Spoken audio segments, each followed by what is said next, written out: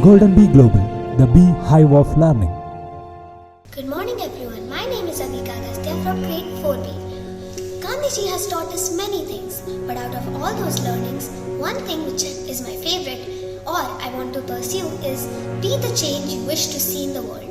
In other words, it means that you change yourself to see the change you wish to see in the world. Many of us don't like seeing the garbage thrown alongside the roads.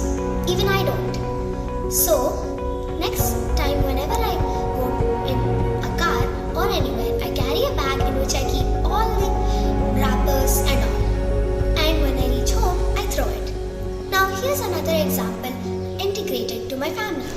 I wish my little sister would keep her toys back to her place.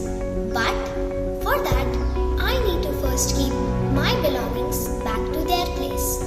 I should be her role model. So next time, if you see something that you don't like, or if you want to change something, don't just stop there. Start the change with yourself.